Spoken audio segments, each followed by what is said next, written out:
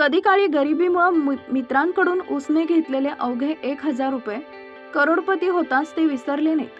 तब्बल 35 वर्षांनी त्या मित्राचा शोध घेत त्याला व्याजासह तब्बल इतके रुपये परत केले की सर्वत्र याची चर्चा होतीये.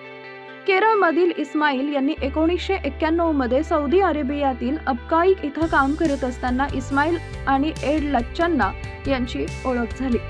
काही काळातच ती घट्ट मैत्रीत बदलली. दोघे इतर काही सहकाऱ्यांसोबत एकाच घरात राहत होते. त्या काळात इस्माईल यांनी लच्चन्ना यांच्याकडून 120 सौदी रियाल उसने घेतले होते. यावेळी त्या रकमेची भारतीय किंमत सुमारे 1,000 रुपये होती.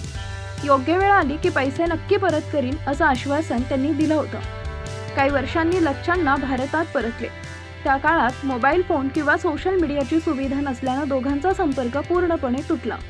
मात्र इस्माईल यांनी मित्रानं केलेली मदत कधीच विसरले नाहीत. इतक्या वर्षानंतरही त्यांनी त्याला शोधून पैसे परत करण्याचा निर्णय घेतला. त्यांच्याकडे मित्राचा फोन नंबर, पत्ता किंवा इतर कोणतीही माहिती नव्हती. फक्त तो धरमपुरीचा असल्याचं त्यांना आठवत होतं. याच धाग्यावर त्यांनी इंटरनेटवर शोध सुरू केला. त्यानंतर धर्मपुरी गाठून स्थानिकांच्या मदतीनं त्यांनी अखेर मित्राच्या कुटुंबापर्यंत मजल मारली. यावेळी लच्चन्ना गल्फ देशात नोकरीसाठी गेले होते. त्यामुळे दोघांनी व्हॉट्सअप व्हिडिओ कॉलवर संवाद साधला आणि इस्माईल यांनी त्यांच्या कुटुंबाकडे 25,000 रुपये सुपूर्द केले.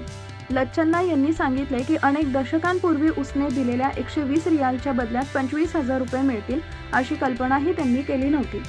इस्माईल यांनी दिलेला शब्द इतक्या वर्षांनीही पाळला, हीच त्यांच्या मैत्रीची खरी ओळख असल्याचं त्यांनी सांगितले.